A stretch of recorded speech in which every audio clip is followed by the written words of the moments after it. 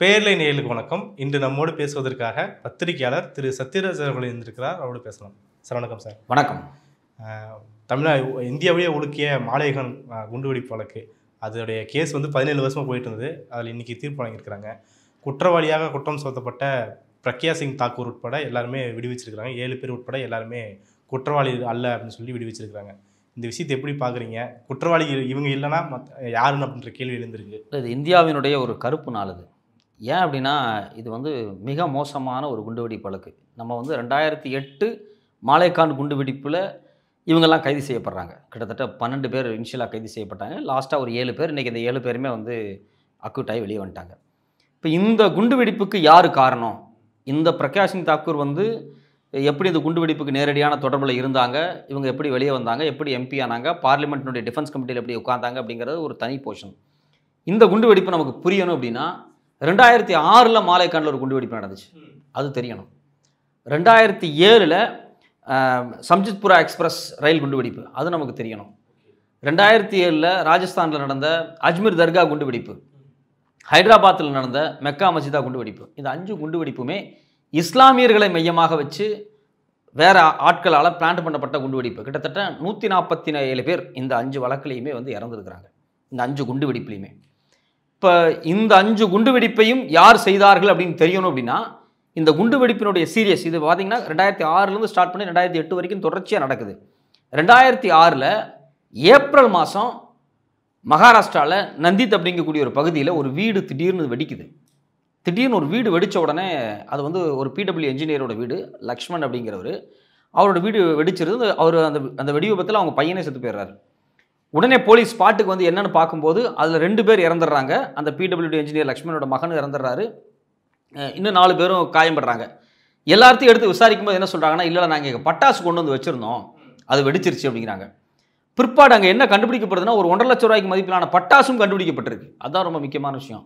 இந்த இன்வெஸ்டிகேஷனை ரொம்ப சீரியஸாக பண்ணும்போது என்ன நடக்குது அப்படின்னா, இவ்வளோ பெரிய ஒரு வெடி நடந்திருக்கு, இவ்வளோ வெடி விபத்து நடக்கும்போது அந்த இடத்துல எப்படி 1 லட்சம் ரூபா மதிப்பிலான பட்டாசு வெடிக்காமல் இருந்துச்சு, அது ஒரு கேள்வி வருது. சரி, இவ்வளோ பட்டாசுகள் இங்கே குவிக்கிறதுக்கு லைசன்ஸ் வாங்கியிருக்கிறாங்களா? இல்லை. ஸோ அப்போ யார் இவங்கெல்லாம் அப்படின்னு எடுத்து பார்க்கும்போது, இந்த வெடி விபத்தில் காயம்பட்டு இறந்து போன 2 பேரும் சரி, ஹாஸ்பிட்டலில் இருக்கிற 4 பேரும் சரி, எல்லாமே பஜ்ரங் தள்காரங்க.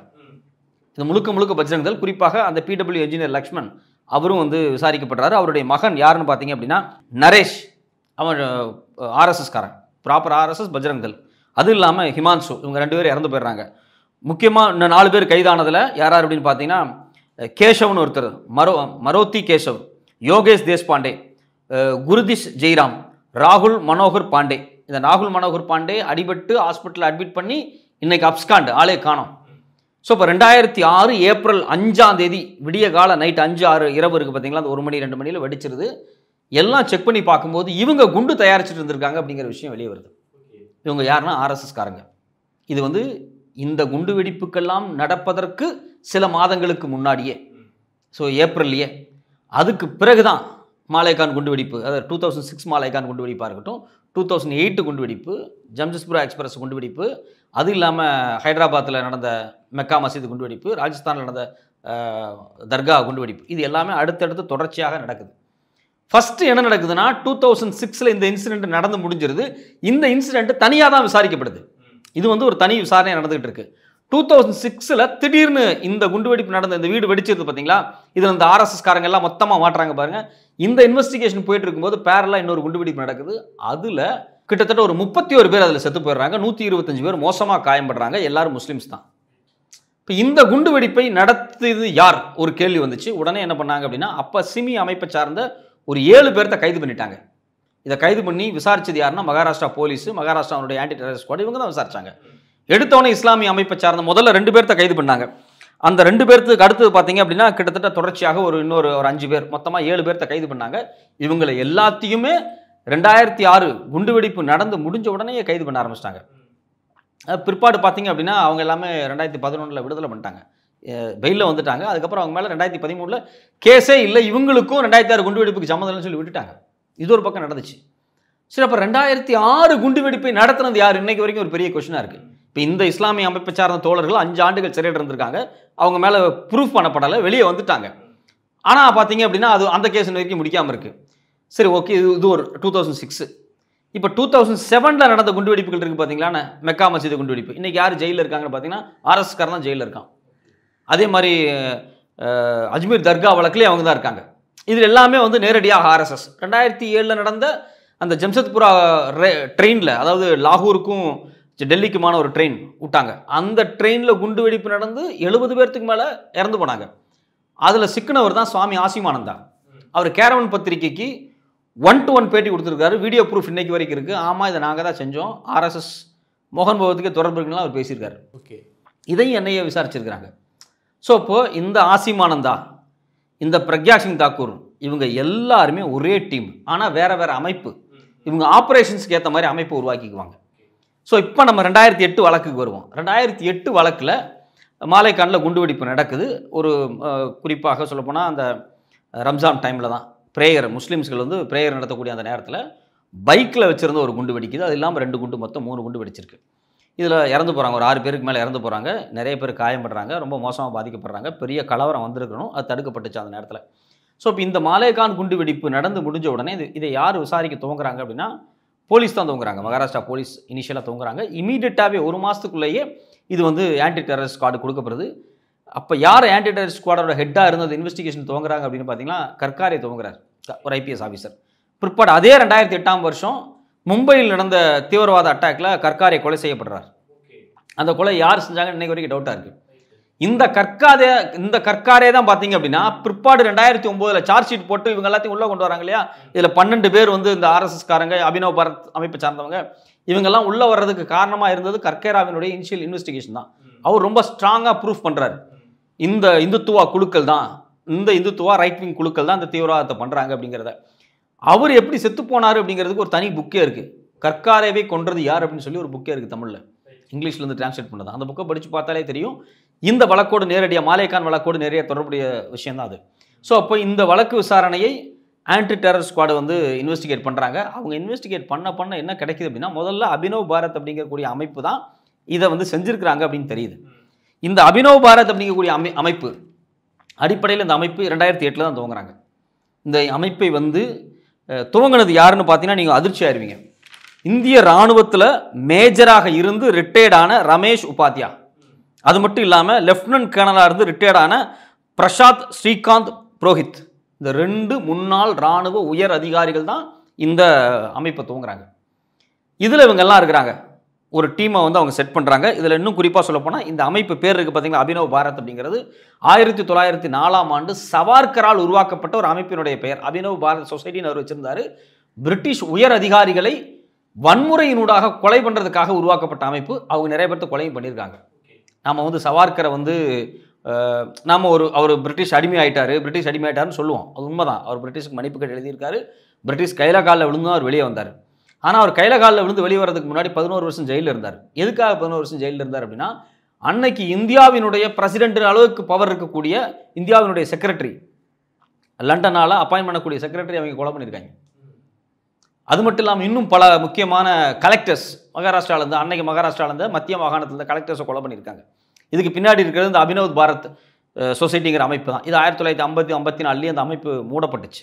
இந்த அமைப்பை முன்னாள் இராணுவ அதிகாரிகள் 2 பேர் வந்து ரிட்டையர்ட் ஆனதுக்கு பிறகு இந்த அமைப்பு துவங்குறாங்க. இந்த அமைப்பில் 2008 பிரசிடென்ட்டாக தேர்வான ஹிமானி சவார்கர், இந்த ஹிமானி சவார்கர் கோட்சேவினுடைய நீஸ், அவங்க சொந்தக்காரங்க. அதே மாதிரி சவார்கர்னுடைய மனைவி வழி சொந்தம் இவங்க, இந்த ஹிமானினி சவார்கர், இவங்க தான் இந்த அமைப்பை துவங்குறாங்க. இப்போ என்ன பிற்பாடு என்ன பேசப்பட்டுச்சு அப்படின்னா, இந்த அபினவ் பாரத் அமைப்பு ஆர்எஸ்எஸ் தலைவரையே கொல்ல முயற்சி பண்ணுச்சு அப்படின்னு சொல்லி ஒரு அலிகேஷன்லாம் சொன்னாங்க. அதெல்லாம் அவங்களே கிரியேட் பண்ணிக்குது. அடிப்படையில் இந்த அபினவ் பாரத் அப்படிங்கக்கூடிய அமைப்பு 2008 ஆபரேஷன்ஸுக்காகவே துவங்கப்பட்டு, இந்த வெடிகுண்டுகள் இருக்குது பார்த்தீங்களா, இந்த வெடிகுண்டு வைத்து அதை வந்து வெடிக்க செய்கிறதுக்காக உருவாக்கப்பட்ட ஒரு பேட்டர்ன். இவங்களுடைய ஸ்டைல் என்ன அப்படின்னா, யார் ஆர்எஸ்எஸ் இந்துத்துவா ரைட் விங்கோட ஸ்டைல் என்ன அப்படின்னா, ஒவ்வொரு ஊருக்கு ஏற்ற மாதிரி ஒரு பேர் வச்சுக்குவாங்க. இப்போ நம்ம ஊரில் ஆர்எஸ்எஸ் விஸ்வ இந்து பரிஷத்துன்னு வேலை பார்க்க மாட்டாங்க, இந்து முன்னணின்னு வேலை பார்ப்பாங்க. ஸ்ரீராம் சேனான்னு பக்கத்து ஸ்டேட்டில் வேலை பார்ப்பாங்க. ஸோ ஒவ்வொரு ஸ்டேட்டுக்கு அபினவ் பாரத்னு மத்திய பிரதேசில் வேலை பார்ப்பாங்க. ஒவ்வொரு ஸ்டேட்டுக்கு ஒவ்வொரு ஆப்ரேஷன்ஸுக்கு ஏற்ற மாதிரி மாற்றிக்குவாங்க. கோயிலில் தமிழ்நாடு முழுக்க விளக்கு பூஜை நடத்தணும் அப்படின்னா அந்த விளக்கு பூஜை நடத்துறதுக்கு தனி குழு போட்டு வச்சுருப்பாங்க, தனி பேர் இருக்கும். அப்படி தான் அவங்க ஒர்க் பண்ணுவாங்க. ஸோ அப்போ இந்த குண்டுவெடிப்புகளுக்கு முன்னாடி சில குண்டுவெடிப்புகள் பல்வேறு நேரடியான ரைட் விங் ஆட்கள் பண்ணியிருக்காங்க, ஆர்எஸ்எஸ்ஸை சார்ந்த ஆட்கள். இந்த அம்மாவே பார்த்தீங்கன்னா பிரகாஷ் சிங் தாக்கூரே அடிப்படையில் ஒரு ஏபிவிபியிலேருந்து வந்த அம்மா. இவங்க தன்னுடைய இளமை காலங்கள் முழுவதும் ஆர்எஸ்எஸ்னுடைய மாணவர் அமைப்பிலிருந்து தான் இருக்காங்க. பிற்பாடு அபினவ் பாரத் அமைப்பை வந்து துவங்கும்போது அதில் இருக்காங்க. இது மட்டும் இல்லாமல் யுகவாகினி இது மாதிரி ஆர்எஸ்எஸ்னுடைய பல அமைப்புகளில் இவங்க வந்து தொடர்போடு தான் இருக்கிறாங்க. இன்றைக்கி ஜட்ஜு சொன்ன ஸ்டேட்மெண்ட்டை பார்த்தா நமக்கு ரொம்ப அதிர்ச்சியாக இருக்கும். ஏன் அப்படின்னா அவங்க வந்து இந்த குண்டுவெடிப்பு நடக்கிறது 2 ஆண்டுகளுக்கு முன்னாடியே வந்து சன்னியாசம் வாங்கிட்டாங்க. அதனால் வந்து அவங்க மேலே வந்து குற்றச்சாட்டு இருக்கிறத வந்து உறுதிப்படுத்த முடியல அப்படிங்கிற மாதிரி அவங்க பேசுகிறாங்க. இந்த ஊரில் சன்னியாசிகள் என்ன பண்ணிட்டு இருக்காங்க, சாமியார்கள் என்ன பண்ணிட்டு இருக்காங்கன்னு நமக்கு நல்லாவே தெரியல. இன்னொன்று என்னன்னா அவங்க வந்து பொருட்கள் யூஸ் பண்ணுறதையே வந்துட்டு திறந்துட்டாங்க முழுவதும். பைக் ஆக்சஸ் பண்ணுறதுக்கு இல்லை எந்த அளவுக்கு அந்த பைக்கினோட சேஸ் நம்பரே வந்து இல்லை, அந்த பைக் அந்த அம்மா பேரில் இல்லை, அந்த அம்மா பைக்கை 2 வருஷத்துக்கு முன்னாடி விற்றுட்டாங்க. இந்த கதையெல்லாம் தேவையில்லை. இந்த எல்லா கதையும் அவங்க பேசியிருக்காங்க. இப்போ இன்றைக்கி விடுதலையாகி வெளியே வந்திருக்கக்கூடிய முக்கியமான இராணுவ அதிகாரி அவர் காஷ்மீர்லேருந்து ஆர்டிஎக்ஸை வாங்கிட்டு வந்தாருன்னா என்னையை சார்ஜ் பண்ணாங்க முதல்ல. ஸோ அப்போ இந்த 5 குண்டுவெடிப்பு இருக்குது பார்த்தீங்களா, இதனுடைய தொடர்ச்சி எல்லாமே 2008 என்ஐஏ விசாரணை ரொம்ப சீரியஸாக அந்த அபினவ் பாரத் அமைப்பை விசாரிக்கிறாங்க. ஆரம்பத்தில் ஒரு 12 பேர்த்த வந்து இந்த அபினவ் பாரத் அமைப்பை சார்ந்த ஆட்கள், ஆர்எஸ்எஸ் சார்ந்த ஆட்கள் எல்லாத்தையும் கைது பண்ணி என்ஐஏ தீவிர விசாரணைக்கு உட்படுத்துகிறாங்க. இந்த வழக்கு எப்படியெல்லாம் குழப்பப்படுது அப்படின்னா, இது யூஏபிஏ கீழே வருதா, ஐபிசி கீழே இது போகுதா, இல்லை ஆர்கனைஸ்டு அதாவது மகாராஷ்டிராவினுடைய ஆர்கனைஸ்டு ஆக்டு கீழே வருதா, இந்த டிஸ்கஷன் பார்த்தீங்க அப்படின்னா பல ஆண்டுகளாக தொடர்ச்சியாக நடந்துக்கிட்டே இருந்துச்சு. இவங்க வந்து பாம்பே ஹைகோர்ட்டுக்கு போவாங்க, அவங்க வந்து நீங்கள் வந்து ஆர்கனைஸ்டு கிரைம் ஆக்டு கீழே விசாரிங்கம்பாங்க, ஸ்பெஷல் கோர்ட் இது ஆர்கனைஸ்டு கிரைம் கோர்ட்டு கீழே விசாரிக்க வேண்டாம்னு சொல்லுவாங்க. இந்த விவாதங்கள் ஓடிட்டு இருந்துச்சு. பிற்பாடு பார்த்தீங்கன்னா 2013 டைம்லேயே வந்து என்ஐஏ அந்த வழக்கு எடுக்கிறாங்க. என்ஐஏ வந்து இந்த நேரடியாக வந்து இந்த வழக்கு வந்து என்ஐஏ கையில் போகுது.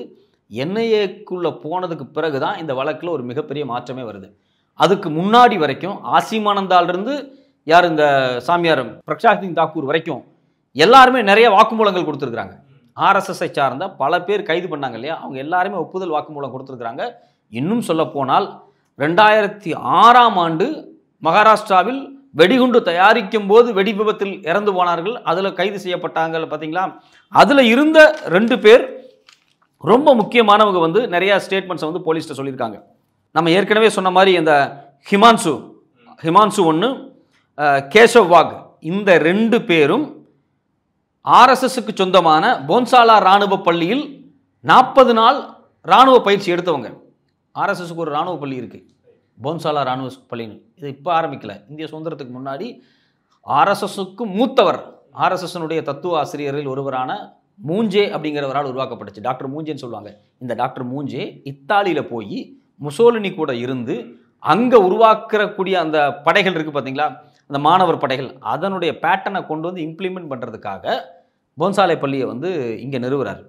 அவர் ஏன் நிறுவுறோம் அப்படிங்கிறத அந்த பள்ளி இனாகரேஷன்லேயே பேசுவார்.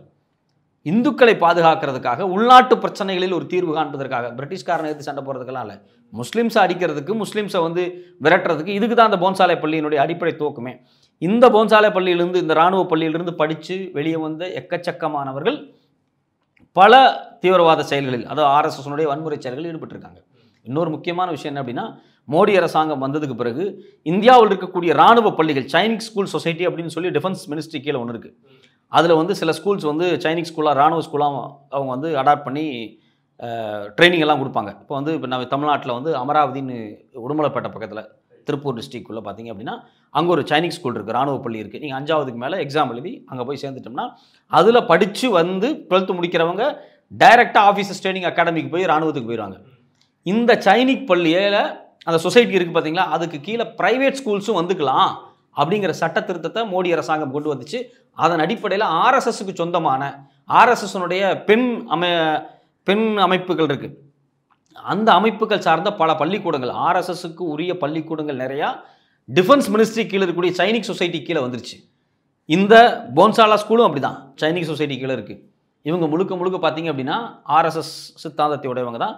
இந்த பள்ளியில் படித்தவங்க, இந்த பள்ளியில் ட்ரெயின் ஆன பல பேர் வந்து பல குண்டுவெடிப்புகளில் சம்மந்தப்பட்டிருக்காங்க. குறிப்பாக இந்த மாலேகான் குண்டுவெடிப்பு, நான் சொன்ன 5 குண்டுவெடிப்பு இருக்குது பார்த்தீங்களா, இதில் நேரடியாக சம்மந்தப்பட்டிருக்காங்க. இது எல்லா ஆதாரங்களுமே இருக்குது. ஸோ அப்போது 2006 குண்டுவெடிப்பில் நேரடியாக சம்மந்தப்பட்டவர்களும் ஆர்எஸ்எஸோடு தொடர்புடையவர்கள், அவர்களே ஒப்புதல் வாக்குமூலங்களும் கொடுத்திருக்கிறார்கள், அதுவும் ப்ரூஃப் ஆயிருக்கு. அது மட்டும் இல்லாமல் 2008 மாலேகான் குண்டுவெடிப்பில் இந்த வழக்கு என்ஐஏக்கு போகிறதுக்கு முன்னாடி ஏடிஐஎஸ், அதாவது ஏடிஎஸ் அதாவது ஆன்டி டெரரிஸ்ட் ஸ்குவாடு விசாரிக்கும் போதும் சரி, அதுக்கு பிறகு என்ஐஏக்கு வர்றதுக்கு முன்னாடி இந்த டைமில் பீரியடில் என்ஐஏக்கு வந்ததுக்கு பிறகும் என்ஐஏ எக்ஸ்ட்ரா ஒரு 4 பேர்த்த அரெஸ்ட் பண்ணுறாங்க. இதே அபினவ் பாரத் அமைப்பை சார்ந்தவங்களை தான். இவங்க எல்லாருமே வந்து ஒப்புதல் வாக்குமூலங்கள் கொடுக்குறாங்க, நிறைய கொடுக்குறாங்க. அது குறிப்பாக யஷ்வந்த் ஷிண்டே அப்படிங்கக்கூடிய ஒருத்தர் கேரவனுக்கு அக்டோபர் 2022 ஒரு இன்டர்வியூவில் நாங்கள் எப்படியெல்லாம் குண்டு தயாரிச்சோம், என்ன பண்ணோம் அப்படிங்கிறத ஃபுல்லாகவே இன்டர்வியூ இருக்குது. இன்றைக்கி போய் கூகுளில் கேரவனுடைய வெப்சைட்டில் பார்த்தீங்கன்னாலும் இருக்கும். அதே மாதிரி தான் ஆசிமானந்தாவினுடையது வீடியோ ப்ரூஃப் இருக்குது. ஆசிமானந்தாவினுடைய வீடியோ ப்ரூஃப் இருக்குது. வனவாசி கல்யாணம் சொல்லக்கூடிய ஆர்எஸ்எஸ்னுடைய இந்த ட்ரைபல் மூமெண்ட்டுக்கு தலைமையாக இருந்தவர் இந்த ஆசிமானந்தா தான். குஜராத் கலவரத்தில் எக்கச்சக்கமானவர்களை பயன்படுத்தினது இந்த ஆசிமானந்தா டீம் தான். ஸோ இப்போ இது எல்லாமே ப்ரூஃபாக இருக்குது. இவங்களோட இன்டர்வியூஸ் எல்லாமே இருக்குது. ஸோ இப்போ இவங்க எல்லாருமே ஒப்புதல் வாக்குமூலங்கள் நிறைய கொடுத்துருந்தாங்க. 2013 என்ஐஏக்கு வந்ததுக்கு பிறகு மோடி அரசாங்கம் ஆட்சி அதிகாரத்துக்கு வரும்போது இவங்களுடைய ஸ்டேட்மெண்ட்ஸ் எல்லாருமே மாற்றுறாங்க. அப்போ இது வந்து என்ஐஏ வந்து 2011 நம்ம டேக் ஓவர் பண்ணிடுறாங்க. 2013 சில இடத்துல சொன்னால் அது 11 2011 டேக் ஓவர் பண்ணி இந்த விசாரணை துவங்குறாங்க. அவங்க வந்ததுக்கு பிறகு ஒரு 4 பேர் அவங்க அரெஸ்ட் பண்ணியிருக்காங்க. என்ஐஏவும் அரெஸ்ட் பண்ணிச்சு இந்த வழக்கில். பிகினிங்கில் ரொம்ப சீரியஸாக இன்வெஸ்டிகேஷன் பண்ணாங்க.